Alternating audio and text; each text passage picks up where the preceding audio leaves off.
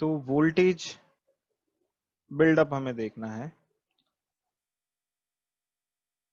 Voltage buildup क्या होता है जनरेटर में, और या फिर जनरेटर को हम कैसे स्टार्ट करते हैं। तो वी हैव ऑलरेडी डिस्कस्ड कि जनरेटर कैसा डिवाइस होता है। जनरेटर जो होता है वो मैकेनिकल इनपुट लेता है और इलेक्ट्रिकल आउटपुट हमें देता है। ठीक है, तो यहाँ पर हमें क्या करना पड़ेगा, इसका जो प्राइम मूवर होगा उसके तो हमें रोटेट करना पड़ेगा। लेकिन इस प्राइम मूवर को सिर्फ रोटेट करने से काम नहीं चलता, यहाँ पर जो फील्ड्स होंगी उन फील्ड्स को भी हमें एक्साइट करना पड़ेगा। ठीक है, तो एक्चुअल में इन जनरल हमें इन फील्ड्स को एक्साइटेशन की जरूरत होती नहीं है। ठीक है, अगर हम प्रॉपरली इसको यूज करें, स्टार्ट कर रहे हैं अगर हम प्रॉपरली, तो हमें फील्ड एक्साइटेशन की जरूरत नहीं होती। वोल्टेज जो होती है जनरेटर में, जो फील्ड फ्लक्स होता है वो खुद से बिल्डअप हो जाता है। ठीक है, वही बिल्डअप जो होता है फ्लक्स का वो हमें देखना है कैसे वो बिल्डअप होता है। तो हमने जो अपनी मशीन ड्रॉ की थी वो कुछ इस तरह से ड्रॉ की थी कि हमारे पास ये दो पोल्स हैं, अगर टू पोल मशीन है हमारे पास, और ये बीच में आर्मेचर है। ठीक है, और होता क्या है कि यहाँ पर कुछ वाइंडिंग होती है जिसको हम फील्ड वाइंडिंग बोलते हैं, और कुछ आर्मेचर वाइंडिंग होती है। इसका इक्विवेलेंट सर्किट डायग्राम अगर हम ड्रॉ करते हैं तो हम कुछ इस तरह से ड्रॉ करते हैं। हम क्या करते हैं, एक सेपरेटली एक्साइटेड मशीन ले लेते हैं। सेपरेटली एक्साइटेड यहाँ पर जनरेटर हम ले लेते हैं। ये हम जनरेटर की बात कर रहे हैं। ठीक है, तो ये जो वोल्टेज बिल्डअप है, अगर आप सेपरेटली एक्साइटेड जनरेटर की बात कर रहे हो, तो यहाँ पर तो आपको फील्ड एक्साइटेशन देना ही पड़ेगा। बाहर से आपको इसको क्या करना पड़ेगा, एक बैटरी कनेक्ट करनी पड़ेगी, क्योंकि फील्ड का कोई कनेक्शन नहीं है आर्मेचर से। तो यहाँ पे आपको क्या करना पड़ेगा, फील्ड को आपको खुद से एक वोल्टेज प्रोवाइड करनी पड़ेगी in addition to the mechanical energy. तो आप क्या कर रहे हैं, इस प्राइम मूवर को भी मूव कर रहे हो और साथ में यहाँ पे एक वोल्टेज अप्लाई कर रहे हो। लेकिन अगर हम बात करें शंट मशीन की, शंट मशीन कैसे होती है, शंट मशीन हमारी ऐसे होती है। ये फील्ड वाइंडिंग हो गई, और ये किससे कनेक्टेड है, हमारे आर्मेचर से कनेक्टेड है पैरेलल में। ये क्लासिफिकेशन ऑफ मशीन्स में हमने देखा था कि शंट, अगर पैरेलल में हम आर्मेचर के कनेक्ट कर देते हैं फील्ड को, तो हम उसको शंट मशीन कहते हैं। ठीक है, शंट डीसी मशीन हो गई है। अब इसमें होता क्या है, आप यहाँ पे वोल्टेज दोगे क्या, प्लस माइनस वोल्टेज वी, ये आप अप्लाई करोगे क्या, नहीं, इलेक्ट्रिकल आउटपुट हमें चाहिए। तो ये वोल्टेज हम नहीं अप्लाई करते, ये वोल्टेज हमें मिलेगी। कब मिलेगी, जब हम इसको रोटेट करेंगे। लेकिन उसके लिए हमें यहाँ पे फील्ड फ्लक्स भी तो चाहिए ना ये। तो ये फील्ड फ्लक्स कहाँ से मिलेगा, तो फील्ड फ्लक्स कहाँ से मिलता है हमें, उसके लिए हम एक प्रॉपर्टी यूज करते हैं जिसको हम बोलते हैं रेजिडुअल मैग्नेटिज्म।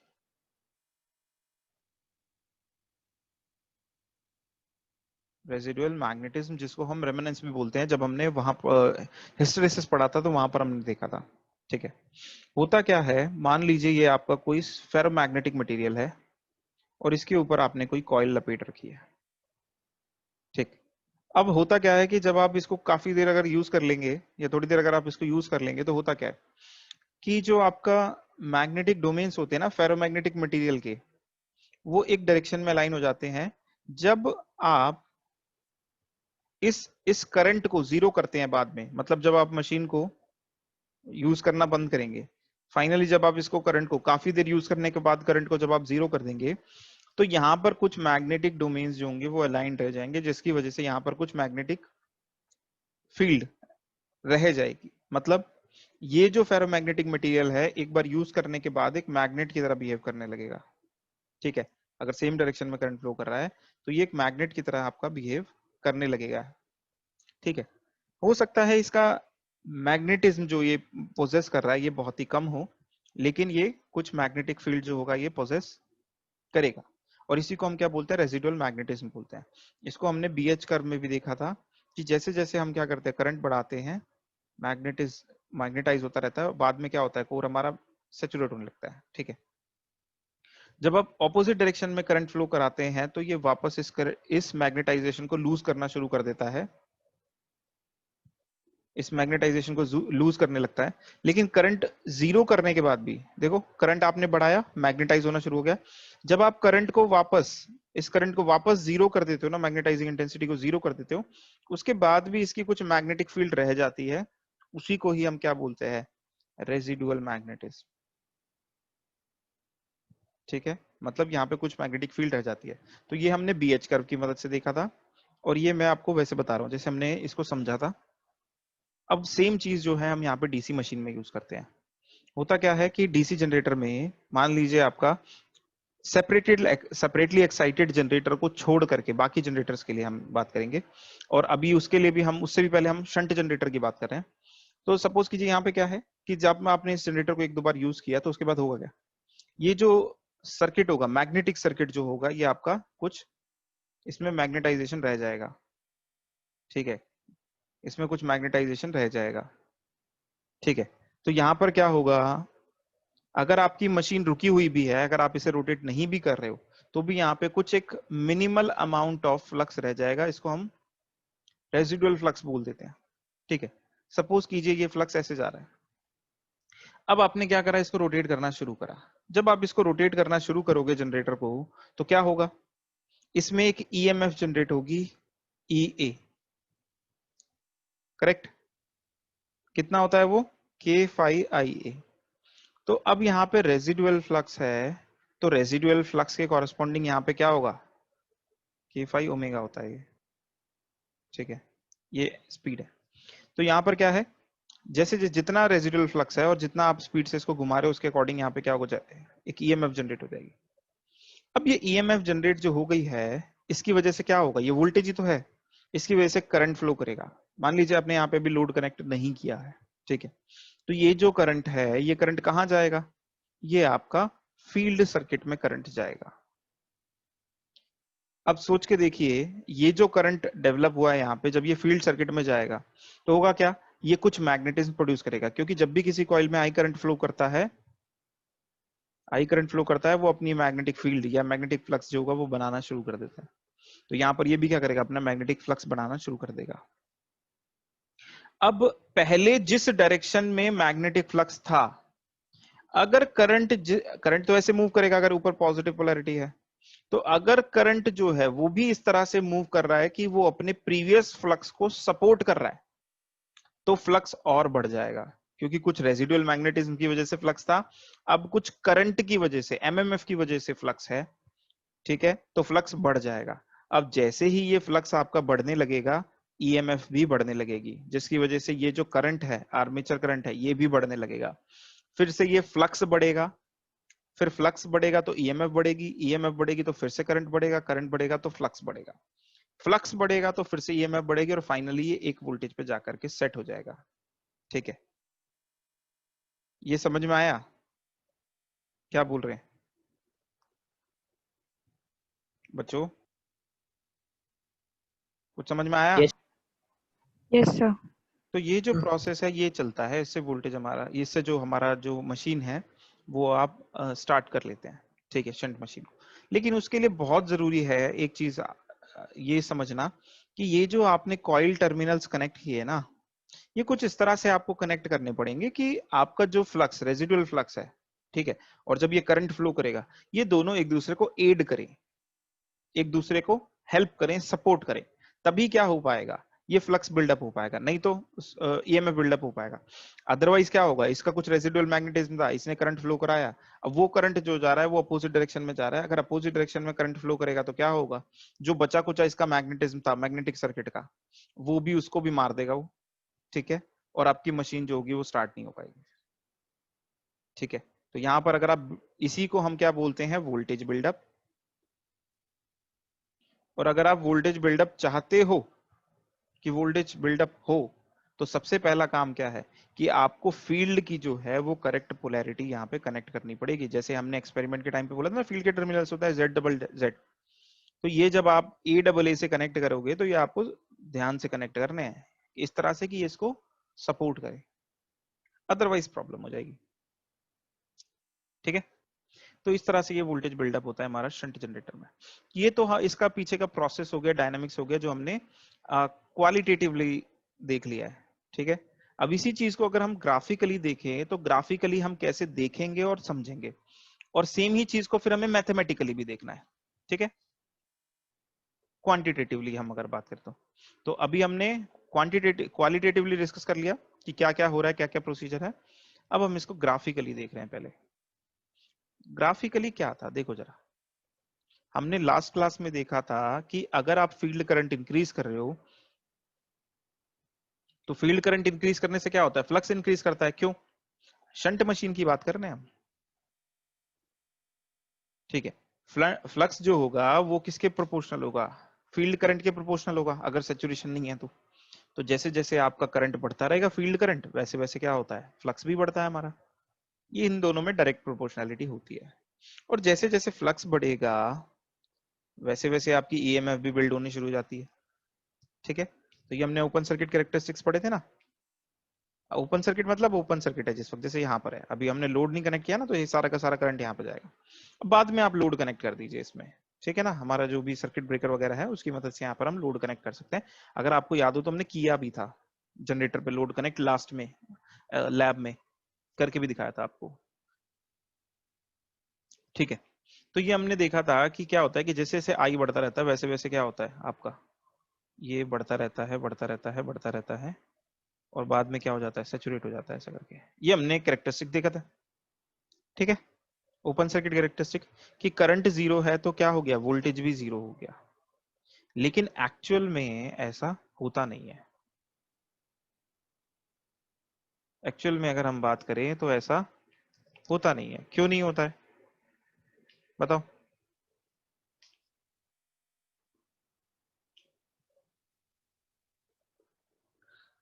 बोलो एक्चुअल में कैसा है? अभी तो हमने रीजन बताया उसका।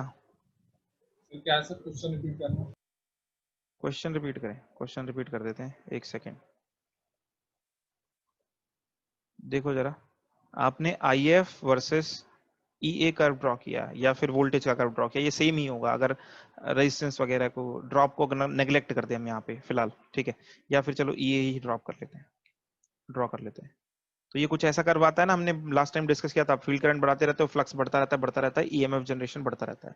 लेकिन होता क्या है आपका, एक टाइम पे ना मशीन में सेचुरेशन होने लगेगा, उसके बाद आप फील्ड करंट कितना भी बढ़ा लो फ्लक्स बहुत ज्यादा नहीं बढ़ेगा। तो ईएमएफ जो जनरेट हो रही है वो आपकी क्या होगी, कांस्टेंट हो जाएगा सैचुरेट होते के साथ ही मशीन को। ठीक है, इसको आप ऐसे समझ सकते हो, ये फ्लक्स का पाथ है ना ऐसे। अब मैंने तो बहुत ज्यादा एयर गैप दिखा दिया यहाँ पे, इतना एयर गैप थोड़ी होगा प्रोपोर्शनली, अगर हम देखा जाए तो एयर गैप बहुत ही कम होता है। ठीक है, तो अगर जैसे जैसे आप करंट यहाँ पे बढ़ाते जाओगे सर्किट में, वैसे वैसे फ्लक्स जो होगा बिल्ड होता चला जाएगा लीनियरली, ये रिलेशन फॉलो करेगा। फाई इज प्रोपोर्शनल टू आई। लेकिन जब मशीन सैचुरेट हो जाएगी और ऐसे ही ईएमएफ बिल्डअप होती रहेगी, लेकिन जब एक बार मशीन सैचुरेट हो गई, सैचुरेट मतलब अब ये जो फेरोमैग्नेटिक मटेरियल आपने यूज किया था इस ये सैचुरेशन पे आ गया। ठीक है, तो उसके बाद क्या होगा कि आपका जो फाई है वो लगभग लगभग क्या हो जाएगा, कांस्टेंट हो जाएगा। आप उसके बाद आईएफ बढ़ाते रहोगे लेकिन फ्लक्स पे कोई खास फर्क नहीं पड़ेगा, तो ईएमएफ पे भी कोई फर्क नहीं पड़ेगा, वो भी लगभग लगभग कांस्टेंट हो जाएगी। ठीक है, वो भी लगभग लगभग कांस्टेंट हो जाएगी। तो ये हमने इस तरह का कर्व यहाँ पे ड्रॉ किया था, अगर आपको याद हो तो पिछली क्लास में। लेकिन एक्चुअल में ऐसा होता नहीं है, जीरो से नहीं शुरू होता। क्यों नहीं होता जीरो से शुरू, जीरो से हमने पहले क्यों शुरू किया था इसको, क्योंकि जब फील्ड करंट जीरो होगा तो फ्लक्स कितना होगा, फाइव भी हमने सोचा जीरो होगा तो ऐसे बिल्डअप होगा। लेकिन होता थोड़ी है ऐसा, मशीन में कुछ ना कुछ रेजिडुअल मैग्नेटिज्म होता है ना। तो ये क्या होता है, इसकी कुछ पहले से ही कुछ वैल्यू होती है। जैसे ही आप इसको रोटेट करना शुरू करोगे ना, मतलब आपने क्या करा, सिर्फ और सिर्फ इस आर्मेचर को रोटेट करना शुरू कर दिया। अभी आपने फील्ड करंट दिया भी नहीं है, यहाँ पे जो करंट है वो अभी भी क्या है, जीरो है, और आपने इसको रोटेट करना शुरू करा ओमेगा से, तो क्या होगा, यहाँ पे कुछ वोल्टेज बिल्डअप हो जाएगी। क्यों? क्योंकि पहले से कुछ फ्लक्स था जो करंट जीरो होने पर भी था, रेजिडुअल फ्लक्स था। तो अब क्या होगा यहाँ पे, अब अगर मान लो आपने इसको कनेक्ट कर दिया करेक्ट पोलैरिटी से, ठीक है, यहाँ पर जैसे हमने इस डायग्राम में देखा, तो यहाँ पे क्या होने वाला है, फिर ये जो ईएमएफ है ये धीरे धीरे आपकी बढ़ती चली जाएगी, और अब ये उस कैरेक्टरिस्टिक को शो करेगी जैसे पहले शो कर रही थी। ठीक है, तो ये यहां से शुरू होगा ना कि जीरो से शुरू होगा। क्यों? क्योंकि रेजिडुअल मैग्नेटिज्म की वजह से। ये कितनी ईएमएफ होगी? ये जितनी रेजिडुअल मैग्नेटिज्म की वजह से जनरेट हो रही है ईएमएफ, जो हमने भी लिखी थी ना, ई ए रेजिडुअल किसके बराबर हो जाएगी? के फाई रेजिडुअल टाइम्स ओमेगा। अभी आपने कोई करंट नहीं दिया, लेकिन इसी वजह से क्या हो गया, यहाँ पे ये जनरेट हो गई है। कोई डाउट है तो बताओ।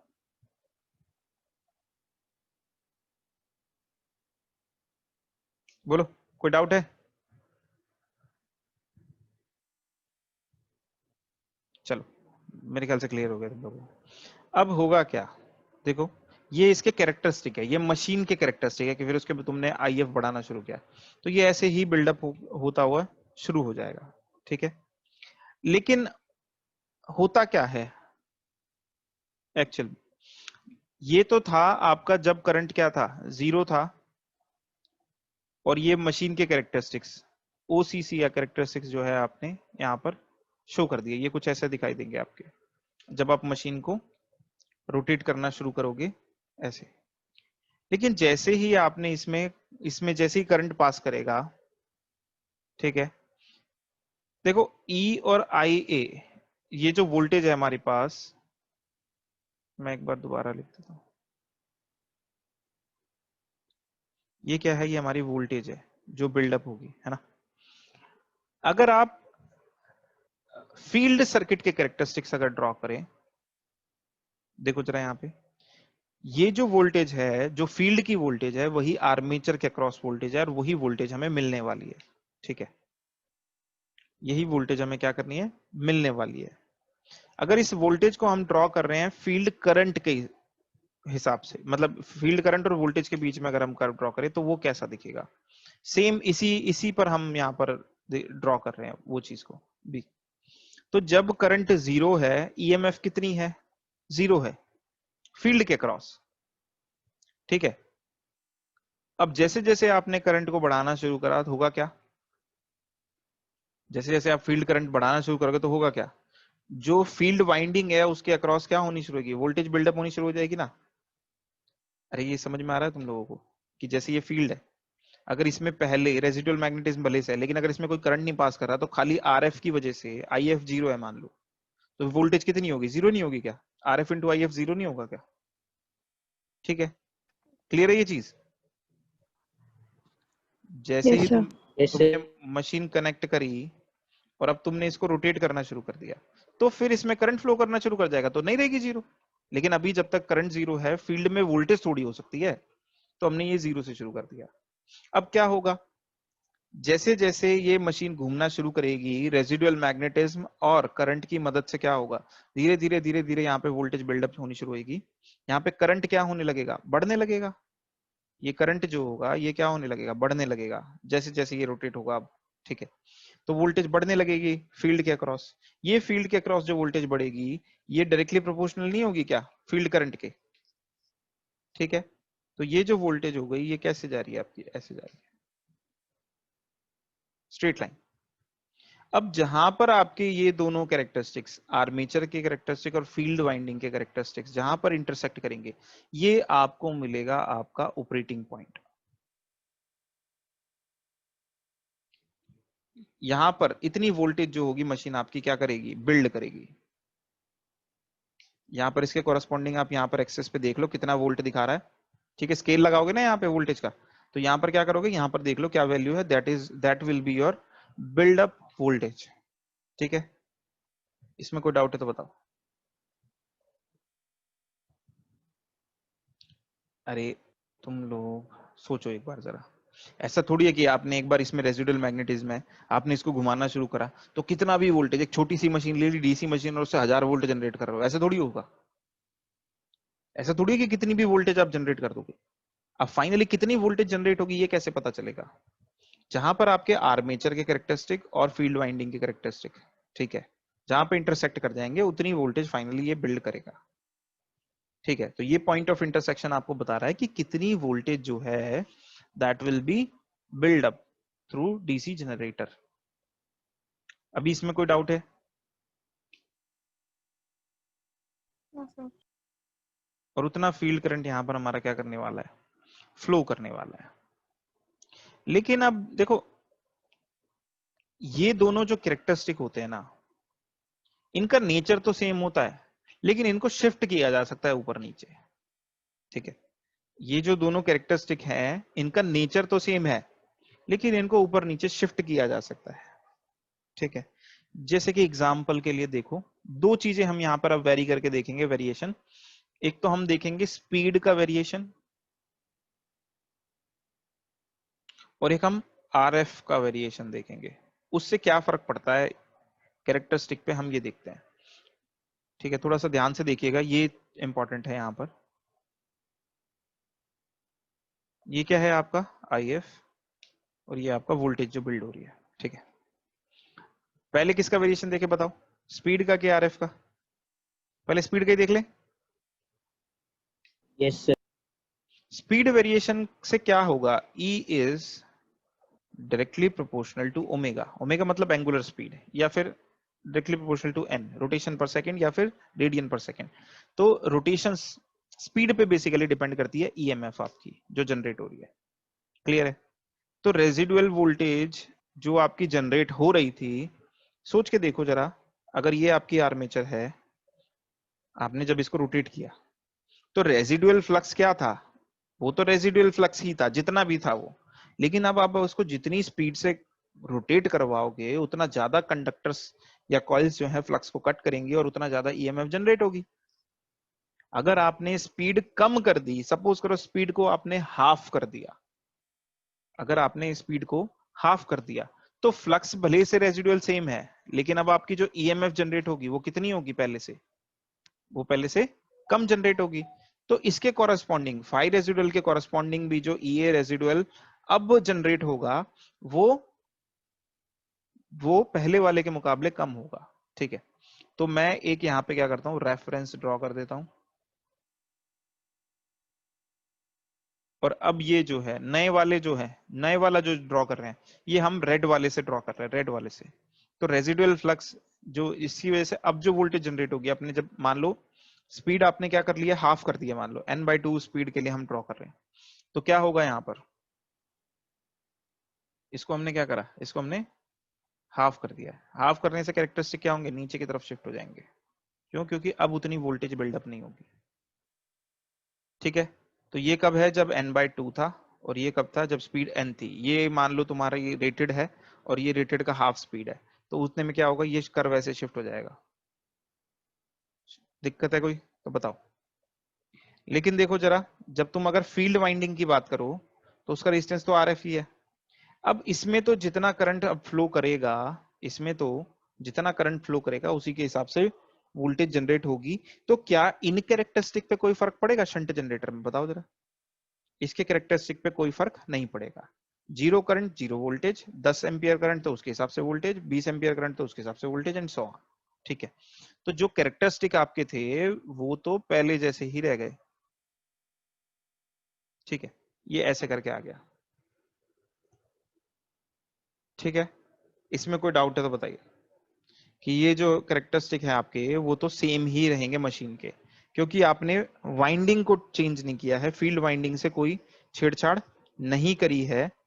ठीक है, तो जिसकी वजह से इसमें तो जितना करंट जाएगा ये तो उसी के कॉरेस्पॉन्डिंग वोल्टेज जनरेट करेगा, जैसे पहले जनरेट कर रहा था वैसे ही अब जनरेट करेगा। That's it. ठीक है, तो यहां पर अब तुम देखो, यहाँ पे ये कहां पर इंटरसेक्ट कर रहा है, तो यहाँ पर इस केस में जो वोल्टेज बिल्डअप होगा वो यहाँ कहीं बिल्डअप होगा, मतलब जहां पर आपका ये वाला कर्व ओसीसी और आरएफ लाइन वाला कर्व, आरएफ लाइन वाला कर्व मतलब ये वाला कर्व, ये फील्ड कैरेक्टरिस्टिक बता रहा है ना आपको, ये ब्लू वाला जो है ये फील्ड कैरेक्टरिस्टिक्स आपको बता रहा है। तो यहाँ पे ये वोल्टेज है आपकी फील्ड वोल्टेज है या सेम ही है, वो वीएफ और वी सेम ही है, और यहाँ पे आईएफ है। तो अगर आप यहाँ पर इस कर्व से इसकी स्लोप निकालोगे तो क्या मिलेगा आपको? स्लोप क्या बताता है, वाई अपॉन में एक्स हो जाता है ना, डेल्टा वाई अपॉन में डेल्टा एक्स। यहाँ पे डेल्टा वाई क्या है, डेल्टा वी एफ, और ये क्या होगा, डेल्टा आई एफ। तो वी अपॉन में आई क्या होगा, आर एफ होगा।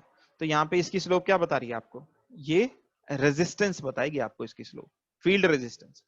ठीक है, तो इसकी स्लोप फील्ड रेजिस्टेंस बताएगी। अभी मैंने वही बोला आपको कि फील्ड रेजिस्टेंस चेंज नहीं हो रहा है, तो ये कैरेक्टरिस्टिक अपनी जगह से नहीं हिलेगा अगर आपने सिर्फ और सिर्फ स्पीड को कम किया है, फील्ड सर्किट में कोई चेंजेस नहीं किए हैं। तो नेक्स्ट चीज यहां पर देखो, आपने फील्ड जब चेंज करी तो यहां पर ये अब आपके कैरेक्टरिस्टिक है मशीन के जो आपको मिल रहे हैं। ये तब होता जब आप उसको रेटेड पे चला रहे होते। अब उतनी अब सेम कैरेक्टरिस्टिक नहीं है मशीन के, ठीक है। अब ये इस तरह से हाफ स्पीड के लिए ये कैरेक्टरिस्टिक। अब जहां पे ये दोनों कैरेक्टरिस्टिक्स मीट करेंगे वहां पर आपको क्या करेगा, उतनी वोल्टेज बिल्डअप होगा। मान लो यहाँ पे मीट कर रहे हैं तो ये वोल्टेज बिल्डअप होगा यहां तक, ठीक है, ठीक है। या फिर यहां पर अगर मीट कर रहे हैं तो ये हो जाएगा वोल्टेज बिल्डअप, वो डिपेंड करेगा।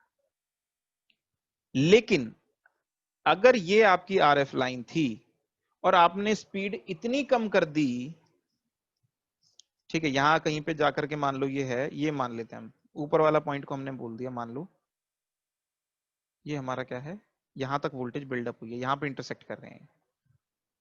लेकिन सोच के देखो अगर तुमने स्पीड इतनी कम कर दी, इतनी कम कर दी कि कैरेक्टरिस्टिक्स कुछ ऐसे जा रहे हैं, ठीक है। अगर कैरेक्टरिस्टिक्स ऐसे जा रहे हैं तो अब ये कहाँ कट करेगा, ये तो बहुत ही नीचे कट कर रहा है, तो वोल्टेज बिल्डअप होएगी ही नहीं। मतलब आपने क्या करा, जनरेटर को आप घुमाते रहो लेकिन field current is not sufficient, ठीक है, field current is not sufficient to further increase the voltage buildup. वो सारा का सारा ड्रॉप में ही निकल जाएगा। तो होगा क्या, आपका वोल्टेज बिल्डअप नहीं हो पाएगा, जनरेटर स्टार्ट नहीं हो पाएगा। तो जनरेटर स्टार्ट करने के लिए एक कंडीशन, पहली सबसे पहली कंडीशन क्या थी कि आपको फील्ड वाइंडिंग को करेक्ट पोलैरिटी से करेक्ट कनेक्ट करना पड़ेगा।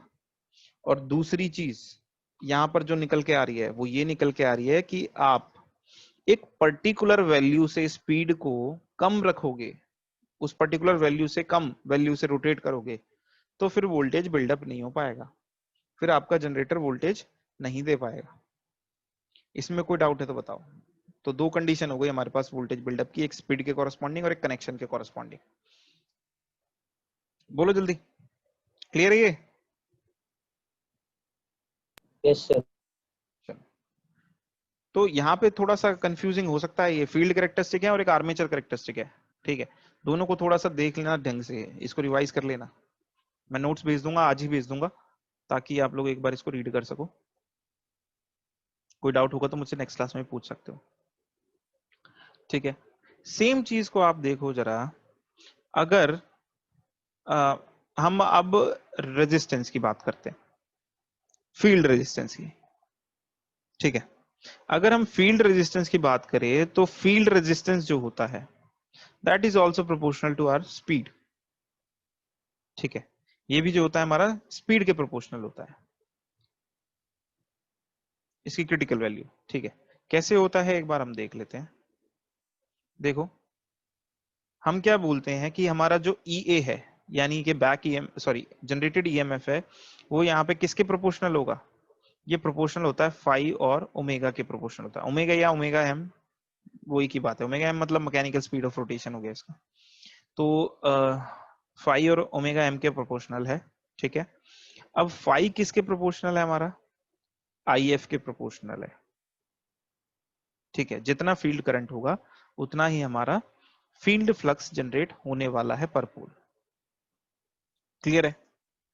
अब सेम चीज को हम ऐसे नहीं लिख सकते क्या, इसको फाई की जगह हम ऐसे नहीं लिख सकते कि ये किसके प्रोपोर्शनल है, कितना फील्ड करंट है और कितना स्पीड है, बोलो ऐसे लिख सकते हैं क्या? हमने क्या बोल दिया यहां पर, अभी ये अनसेचुरेटेड मशीन के लिए, अनसेचुरेटेड मशीन के लिए फाई जो होगा वो डायरेक्टली प्रोपोर्शनल होगा आईएफ के, और फिर उस केस में हम ये लिख सकते हैं, ठीक है। और ईए किसके बराबर होगा, ईए ही तो क्या वोल्टेज है आपकी, ईए कौन सी वोल्टेज है बताओ, ये सेम नहीं है क्या फील्ड वोल्टेज के बराबर? चलो इसको सोचो, सोच के बताओ मुझे, मैं आपको कुछ सेकंड्स देता हूँ, 20 सेकंड दे रहा हूँ, आप इसको सोच के बताओ ये किसके बराबर होगा। ये आईएफ हो गया, सोच के बताओ आरएफ हमें चाहिए, कैसे निकलेगा?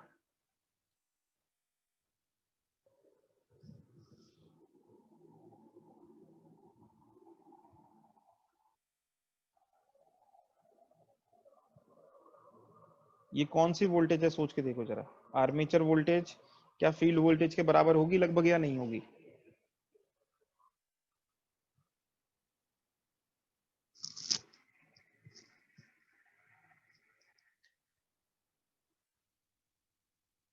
अरे बोलो, ये वोल्टेज आपकी फील्ड वोल्टेज के बराबर होगी कि नहीं होगी लगभग? सर अगर रेजिडुअल को नेग्लेक्ट करते तो नहीं, रेसिडुअल की तो बात ही नहीं है ना। जैसे जैसे आपका करंट बढ़ने लगेगा उसके बाद रेसिडुअल की तो जरूरत ही भी नहीं है। ठीक है, क्या होगा, ये करंट बढ़ने लगेगा जैसे जैसे, तो ये वोल्टेज बढ़ने लगेगी। तो ये जो वोल्टेज है ये एक्चुअल में आपकी फील्ड वोल्टेज को भी तो रिप्रेजेंट कर रही है ना, सेम ही चीज लगभग लगभग। ठीक है, और IF के साथ ये जो प्रोपोर्शनली, अब आप क्या कर रहे हो, स्पीड को क्या रखा है आपने, कांस्टेंट रखा हुआ। स्पीड को आपने क्या रखा हुआ है, कांस्टेंट रखा हुआ है कि नहीं रखा हुआ है? अरे जब आप RF का वेरिएशन देख रहे हो, जब आप RF का वेरिएशन देख रहे हो, एक बार में एक ही वेरिएबल को तो चेंज करेंगे ना। ठीक है, ताकि उसके इफेक्ट को सही से स्टडी कर सके। दो दो तीन तीन वेरिएबल चेंज करोगे तो पता क्या चलेगा किसकी वजह से क्या चेंज आया। ठीक है, हम RF का वेरिएशन देख रहे हैं, ओमेगा हमारा क्या हो गया, कांस्टेंट हो गया। ठीक है, अब तुम ये देख लो कि ये वोल्टेज को रिप्रेजेंट कर रहा है और ये ओमेगा भी क्या हो गया, कांस्टेंट हो गया, तो ये डायरेक्टली प्रोपोर्शनल टू IF। इस तरह की सिचुएशन हमारी जो है ये जनरेट हो गई है। और इन दोनों का जो रेशियो होता है वो क्या होता है हमारा, वो हमारा रेजिस्टेंस होता है। ठीक है, ये हमारा रेजिस्टेंस हो जाएगा। तो अगर हम यहाँ पे इन दोनों का रेशियो ले लें V/IF, तो जो भी यहाँ पे कांस्टेंट निकल के आता है that is our what, this is our RF, isn't it? अब ये जो RF है ये किस किस से मिलके बना है, ओमेगा M। यहाँ पे देखो, अगर यहाँ पर प्रोपोर्शनलिटी का साइन आपने यहीं पर हटा दिया होता तो कुछ कांस्टेंट K लगा देते, K ओमेगा M लिख सकते हैं क्या हम इसको। RF किसके प्रोपोर्शनल हो गया, अरे RF किसके इक्वल हो गया, K ओमेगा M के बराबर हो गया ना। K कोई कांस्टेंट है, K1 लिख यस लो। ठीक है, तो यहाँ पे तुम देख सकते हो कि एक पर्टिकुलर स्पीड के लिए एक पर्टिकुलर RF होगा।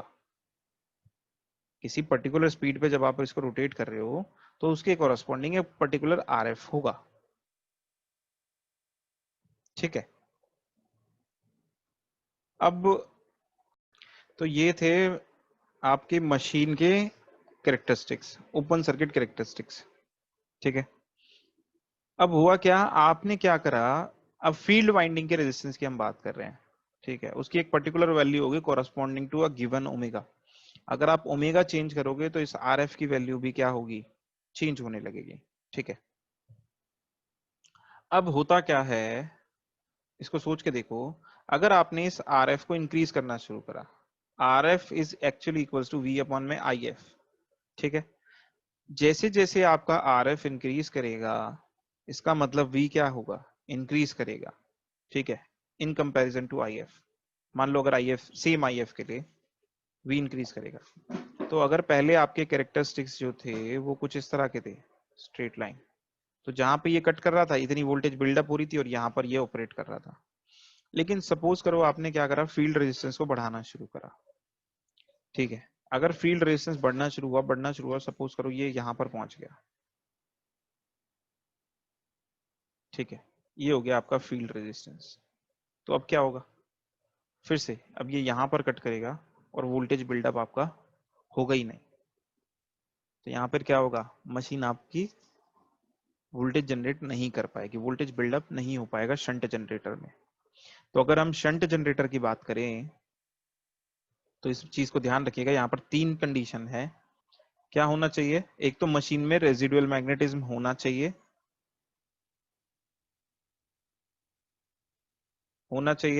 और ये पोलैरिटी भी करेक्ट होनी चाहिए। किस तरह से होनी चाहिए पोलैरिटी की, जो करंट आपका फ्लो कर रहा है फील्ड वाइंडिंग में जो करंट आपका फ्लो कर रहा है वो रेजिडुअल फ्लक्स को एड करे, उसको हेल्प करे। ठीक है, दूसरी कंडीशन क्या हो गई, आप जिस स्पीड पे मशीन को रोटेट करवा रहे हो, आर्मेचर को रोटेट करा रहे हो, वो जो स्पीड है वो एक पर्टिकुलर स्पीड से ज्यादा होनी चाहिए या इक्वल होनी चाहिए, और उस पर्टिकुलर स्पीड को हम बोल रहे हैं NCR, ठीक है ना। क्रिटिकल स्पीड हम बोल रहे हैं कि एक क्रिटिकल स्पीड है, एक पर्टिकुलर स्पीड है, उस स्पीड से ऊपर ऊपर जो होनी चाहिए स्पीड होनी चाहिए, अदरवाइज आपका बिल्डअप नहीं हो पाएगा। तीसरी कंडीशन क्या हो गई कि आपका जो फील्ड रेजिस्टेंस है वो क्या होना चाहिए, वो इतना ज्यादा नहीं होना चाहिए कि कैरेक्टरिस्टिक से ऊपर निकल गया OCC, ठीक है।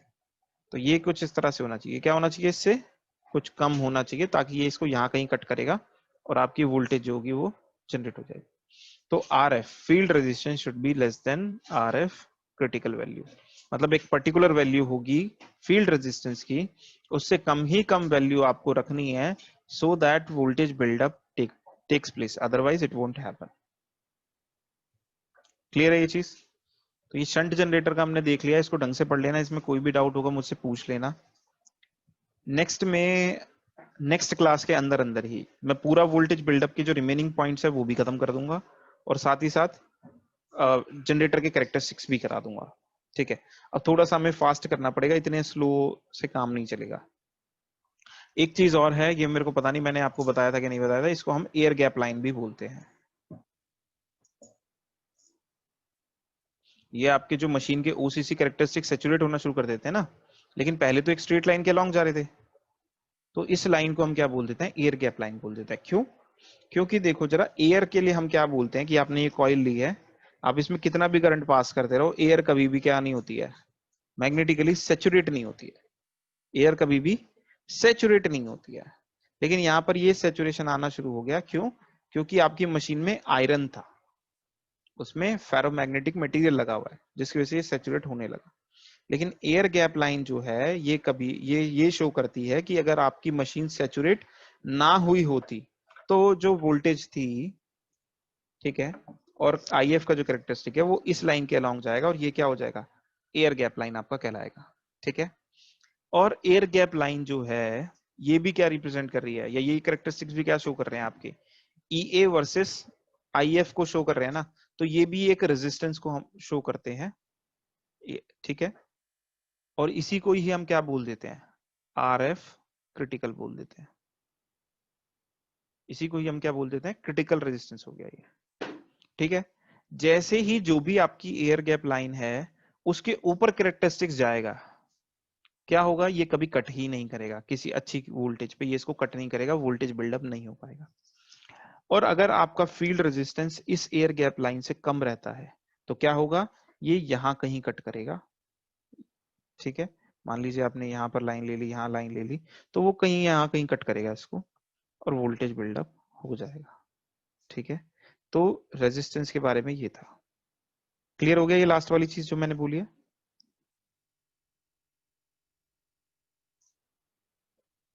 बोलो, ठीक है बच्चों, थोड़ा सा देखो स्लोप क्या होती है, ग्रेडियंट क्या होता है, ये यस सर। समझा। ये अगर VI कर्व है और कोई लाइन जा रही है या कुछ भी कैरेक्टरिस्टिक है, तो यहाँ पर आप क्या कर सकते हो, VI का जो रेशियो होगा वो आपको क्या देगा, रेजिस्टेंस देगा। तो यहाँ पे ये रेजिस्टेंस बता रहा है आपको, ये क्रिटिकल वैल्यू को, इससे ऊपर जाएगा तो नहीं कट करेगा ना कैरेक्टरिस्टिक को, इससे नीचे है तो कोई दिक्कत नहीं है। तो RF ये जो क्रिटिकल हम बात कर रहे हैं ये एक्चुअल में ये है, ठीक है, फॉर अ पर्टिकुलर स्पीड, क्योंकि स्पीड के हिसाब से होगा ना ये भी कैरेक्टरिस्टिक्स आपके। RF क्रिटिकल क्या होगा, वो किसी पर्टिकुलर स्पीड के लिए होगा, क्योंकि अगर आपने स्पीड बदल दी, अगर आपने स्पीड बदल दी तो ये क्या हो जाएंगे, कैरेक्टरिस्टिक्स क्या हो जाएंगे, शिफ्ट हो जाएंगे। अब जब शिफ्ट हो जाएंगे तो ये क्या हो गई आपकी, RF लाइन जो है या एयर गैप लाइन जो है ये शिफ्ट हो गई। और वही चीज तो हमने पिछली स्लाइड में बोली है कि ये जो RF होता है क्रिटिकल, बेसिकली ये क्रिटिकल वैल्यू है फील्ड रेजिस्टेंस की, ये किसी कॉरस्पॉन्डिंग ओमेगा के होता है। तो जैसे जैसे आपका ओमेगा चेंज होता जाएगा, ये जो रेफरेंस है आपका, ये रेफरेंस चेंज होता जाएगा RF क्रिटिकल, और उससे कम होना चाहिए। मतलब अगर आप स्पीड कम रख रहे हो तो कैसे बिल्डअप करा सकते हो मशीन को, अगर आप स्पीड कम रखे हो तो बिल्डअप कैसे करा सकते हो, इस RF से कम रेजिस्टेंस रख के फील्ड वाइंडिंग का, ठीक है। तो इस तरह से ये कैरेक्टरिस्टिक्स है हमारे, सॉरी बिल्डअप है, वोल्टेज बिल्डअप इन शंट जनरेटर। इसका बचा हुआ पार्ट और बाकी सारी चीजें नेक्स्ट क्लास में हम डिस्कस करेंगे। कोई डाउट है तो अभी बताइए, अदरवाइज नेक्स्ट क्लास में। सर मतलब जैसे बाकी की चीजों में जब डिवाइस पढ़ाते हो तो लॉजिक भी बनता जाता है, उसमें दिखता है, तो सर लेकिन ग्राफिकल इसमें ज्यादा कुछ समझ नहीं आता। ग्राफिकली अगर हम समझते हैं तो सर दिक्कत होती है। ज्यादा समझ नहीं आता। हाँ सर, क्योंकि कुछ सर देखो बच्चों, ग्राफ्स की जो नॉलेज होती है ना, यहाँ पर वो चाहिए आपको। जैसे कि अगर मैं आपसे, मैं आपसे दो तीन चीजें पूछता हूँ, आप मेरे को बताइएगा। क्या आप जानते हैं कि ग्रेडियंट या स्लोप क्या होती है, और किसी ग्राफ से कैसे निकाल सकते हैं हम उसको, या सर परपेंडिकुलर ड्रॉ डेरिवेट करके एक ही पॉइंट से। हाँ सर एक्स और वाई एक्सिस पे परपेंडिकुलर ड्रॉ करके एक ही स्लोप की पॉइंट से। हाँ, डेरिवेटिव आप समझते हो कि किसी ग्राफ पे डेरिवेटिव का मतलब क्या है, किसी पॉइंट पे इंटीग्रेशन कब करते हैं। या अगर मान लो, जैसे चलो छोड़ो, एक सिंपल सी बात पूछता हूँ, मान लो ये वी आई कैरेक्टरिस्टिक्स है आपके, अगर ये इस तरफ शिफ्ट होने लगे तो इसका मतलब समझते हो क्या, इस हाँ तरफ सर, शिफ्ट होने, स्लोप बढ़ता जा रहा है। स्लोप बढ़ता जा रहा है मतलब क्या बढ़ रहा है, कैसे, किस वजह, क्या बढ़ रहा है, मतलब स्लोप के बढ़ने का मतलब। सर मतलब वी और वी अपॉन आई का रेशियो बढ़ता जा रहा है। हाँ, तो v अपॉन आई का रेशियो क्या होता है, रेजिस्टेंस होता है। रेजिस्टेंस होता है। इसका मतलब रेजिस्टेंस बढ़ता जा रहा है। ठीक है, अब आप सोच के देखो जरा, आपके कुछ कैरेक्टरिस्टिक्स थे, मान लो आपकी 1500 आरपीएम की मशीन है, 1500 आरपीएम में जब आपने चलाया तो ये कैरेक्टरिस्टिक आपको मिले। सोच के देखो, अगर 750 आरपीएम पे चलाओगे तो क्या सेम वोल्टेज बिल्डअप होगा, सोच के नो देखो। सर। नहीं होगा ना same voltage buildup. Voltage buildup क्या हो जाएगा, कम हो जाएगा। तो सपोज करो ये वोल्टेज बिल्डअप है। अब ये सोच के देखो कि है तो ये वी आई कर्व ही ना, अगर ये वी आई कर्व है तो ये आपको क्या बता रहा है, यहाँ पर अगर आप स्लोप निकालोगे इस कर्व से तो आपको क्या मिलेगा, रेजिस्टेंस नहीं मिलेगा क्या, सोच के देखो जरा। Yes sir. अब ये तो सैचुरेट हो गई मशीन, अगर सैचुरेट नहीं हुई होती तो ये क्या बता रही है लाइन आपको, तब ये लाइन आपको क्रिटिकल रेजिस्टेंस बता रही है, रेजिस्टेंस बता रही है। और अगर ये सैचुरेट हो गई तो अगर यहाँ पे मशीन के हिसाब से रेजिस्टेंस चाहिए तो यहाँ से निकलेगा, अलग अलग पॉइंट पर अलग अलग रेजिस्टेंस होगा। लेकिन हम रेफरेंस के लिए इसको यूज करेंगे, क्यों, क्योंकि अगर इसके इधर होता है तो कट कर जाएगा। ठीक है, तो यहाँ पर हमने क्या बोला कि जैसे जैसे आपका ये कैरेक्टरिस्टिक शिफ्ट होंगे तो खुद ही देखो इस चीज को कि वोल्टेज जो है और करंट का जो रेशियो है वो शिफ्ट हो रहा है कि नहीं हो रहा है, खुद देखो इस चीज को। तो मेरे को अब इसको देख करके अब मेरे को बताओ कि तुम्हें इससे नहीं समझ में आ रहा कि ये जो आर एफ की वैल्यू है यहाँ पर ये चेंज हो रही है, और अगर ऐसा हो रहा है तो इसका मतलब स्पीड पे डिपेंडेंट है, तो R F is directly proportional to omega. बोलो, R F critical rather is directly proportional to omega. ठीक है, क्रिटिकल की बोल रहे हो सर? क्रिटिकल इसलिए बोल रहे हैं क्योंकि ये वैल्यू फिक्स्ड है। ठीक है, आपका जरूरी नहीं है कि फील्ड का रेजिस्टेंस उतना ही हो, इसको इस तरह से समझो, थोड़ा ध्यान से समझो इस चीज को। जैसे आपने ये वोल्टेज लगाई, यहाँ पे करंट फ्लो करना शुरू करा,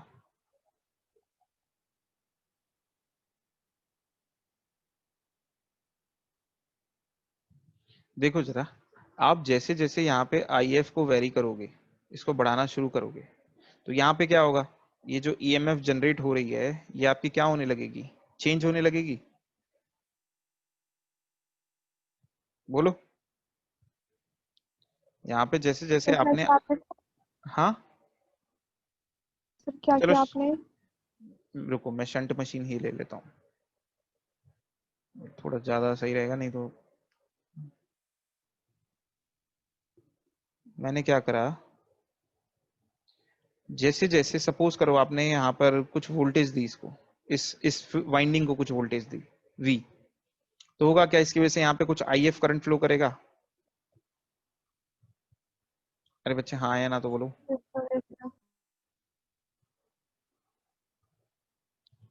तुम लोग रिस्पॉन्स करना मेरे को जरा, आप जल्दी से बता, तुम्हें कितना समझ में आ रहा है उससे आइडिया लग जाएगा।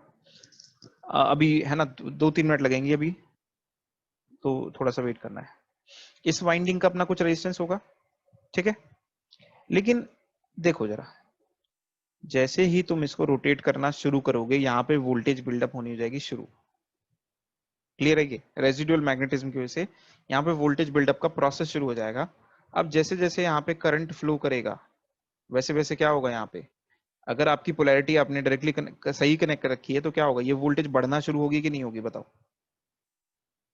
ठीक है, yes, sir. ये V सर और IF के कैरेक्टरिस्टिक्स जो है वो हमने यहाँ पे शो कर दिए, और ये जो हो गई ये इसकी क्रिटिकल वैल्यू हो गई।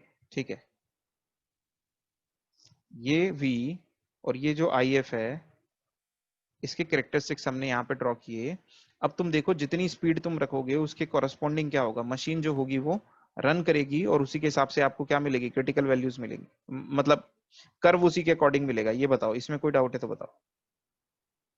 दोबारा ड्रॉ कर देता हूँ, थोड़ा सा सही लग रहा है। तो आपका पहला कर्व जो था वो कुछ ऐसा था और दूसरा कर्व कुछ ऐसा था। ठीक है, ये फर्स्ट है और ये सेकंड है। देखो जरा, जब आपका ये पहला कर्व मिला एक पर्टिकुलर स्पीड पे 1500 आरपीएम पे, तो क्या होगा, यहाँ पर ये जो कर्व है ये क्या बता रहा है, वोल्टेज और करंट का रेशियो निकाल करके यहाँ से रेजिस्टेंस निकाल सकते हो। उस कुछ रेजिस्टेंस है, ये कुछ भी रेजिस्टेंस है मान लो, और ये जो है अगेन ये भी क्या होगा, ये भी कुछ रेजिस्टेंस होगा कि नहीं होगा, बताओ। ये दोनों लाइनें कुछ रेजिस्टेंस को बता रही है कि नहीं बता रही, बस ये बताओ अभी फिलहाल मेरे को, फर्स्ट और सेकंड Yes, sir. बोलो। अब देखो जो वोल्टेज बिल्ड हो रही है यहाँ पर, क्या वही वोल्टेज आपके फील्ड के अक्रॉस नहीं बिल्ड हो रही है, सेम वोल्टेज नहीं होगी। आर्मेचर और ये फील्ड पैरेलल में ही तो है। शंट मशीन का मतलब क्या होता है, शंट का मतलब पैरेलल ही तो होता है। तो जो वोल्टेज आपकी यहाँ पे जनरेट हो रही है, सेम वोल्टेज आपको फील्ड के अक्रॉस मिल रही है। और आपका करंट फील्ड में कितना जा रहा है, आईएफ करंट जा रहा है। तो अगेन अगर आप इससे स्लोप निकालते हो तो वो आपको क्या बताएगा, अगर आप इससे स्लोप निकालते हो तो आपको क्या बताएगा, वो आरएफ की वैल्यू नहीं बताएगा, क्रिटिकल वैल्यू, मतलब आरएफ की वैल्यू नहीं बताएगा यहाँ पर। इसको हम क्या बोल रहे हैं यहाँ पर, क्रिटिकल वैल्यू बोल रहे हैं। ठीक है, कि पर्टिकुलर स्पीड के लिए जो वोल्टेज बिल्डअप होगा, ईए जो बिल्डअप होगा यहाँ पे अलग अलग होगा, क्योंकि जब आप स्पीड चेंज करोगे ना तो सेम वोल्टेज नहीं होगी जनरेट। यहाँ पे जो वी जो जनरेट होगा, वी जो यहाँ पे जनरेट होगा ये सेम नहीं जनरेट होगा। ये क्या हो रहा है, ये आपका प्रोपोर्शनल है ओमेगा के। और क्योंकि ई वोल्टेज, करंट तो सेम रहेगा, करंट सेम रहने के बावजूद भी वोल्टेज आपकी सेम जनरेट नहीं होगी। तो कैरेक्टरिस्टिक से जो आपको रेजिस्टेंस मिल रहा है, ये रेफरेंस रेजिस्टेंस जो आपको मिल रहा है, ये क्या हो रहा है, ये चेंज हो रहा है। लेकिन आपका वाइंडिंग का भी अपना कुछ रेजिस्टेंस है। ठीक है, अगर आप उसकी अकॉर्डिंग ड्रॉ करोगे, मतलब अगर फील्ड को सेपरेटली ले लो और करंट उसमें मूव करना शुरू करेगा तो क्या होगा, इसके कैरेक्टरिस्टिक्स जो होंगे वो सेपरेट होंगे, इसके सेपरेट होंगे इन कैरेक्टरिस्टिक्स के कंपैरिजन में। आपने देखना है कि वो कैरेक्टरिस्टिक्स और ये कैरेक्टरिस्टिक्स कहाँ मीट करते हैं। जहां ये मीट करेंगे ना, वहां पर आपको क्या मिलेगा, आपका पॉइंट ऑफ ऑपरेशन मिलेगा। तो ये जो कैरेक्टरिस्टिक्स है ना, ये आपके ये जो मिल रहे हैं, ये आरएफ की वैल्यू ऐसे नहीं बता रहे कि वाइंडिंग का रेजिस्टेंस कितना है। ये स्पीड के हिसाब से क्या होगा, वोल्टेज क्योंकि चेंज हो रही है तो सेम करंट के लिए वोल्टेज अलग अलग जनरेट हो रही है, तो रेजिस्टेंस जो आपका होगा दैट विल बी चेंज्ड। ठीक है, वो कुछ अलग ही होगा। लेकिन फील्ड का अपना कुछ रेजिस्टेंस है, अगर ये रेजिस्टेंस इससे भी ज्यादा हो गया तो ये मशीन जो है वो बिल्डअप नहीं हो पाएगी। थोड़ा सा यहाँ पे कंफ्यूजिंग है, बट आई डोंट नो कितना आप समझ पा रहे हो कि नहीं। थोड़ा सा देखो, सामने सामने होते हैं ना तो बोर्ड पे फिर भी थोड़ा सा हेल्प मिल जाती है समझाने में। अब मेरे को पहले ये बताओ, कुछ लोग ऐसे हैं क्या जिनको समझ में आया क्या बोल रहा हूँ मैं? हेलो, सर आ तो रहा है। देखो यहाँ पे दो अलग चीजें हैं। एक तो इसका रेजिस्टेंस है जो सर्किट रेजिस्टेंस होता है, एक रेजिस्टेंस कैरेक्टरिस्टिक्स की वजह से है। अब जितना बिल्डअप वोल्टेज होगा उसी के हिसाब से ये रेजिस्टेंस निकल के आएगा। तो यहाँ पे इस केस में, इसके फर्स्ट केस में फर्स्ट वाला कर्व है वोल्टेज बिल्डअप का, सेकंड केस में सेकंड है, तो उसके हिसाब से रेजिस्टेंस वेरी करेगा। अब एक्चुअल में जो आपकी वाइंडिंग कनेक्टेड है, एक्चुअल में उसका कुछ रेजिस्टेंस होगा ना, आरएफ। अब हम इस आरएफ और जो कैरेक्टरिस्टिक से आरएफ निकल के आ रहा है, जिसको हम आरएफ क्रिटिकल बोल रहे हैं, इनको कंपेयर कर रहे हैं कि ये जो वैल्यू है ये इससे कम होनी चाहिए for a particular speed of rotation, for a given speed of rotation. ठीक है, दिस इज द थिंग। अभी एक बच्चा बोल रहा था मेरे को कि ग्राफ में थोड़ा कम समझ में आता है, अब थोड़ा सा बेटर समझ में आ रहा है क्या? हाँ सर, अब ठीक, थोड़ा थोड़ा तो आ रहा है कुछ ना कुछ। चलो तो देखते हैं इसको, एक बार रिवाइज करना, अगर डाउट होगा तो मुझे बताना, हम नेक्स्ट क्लास में फिर डिस्कस करेंगे इसको। ठीक है, चलिए फिर बाय। Yes sir.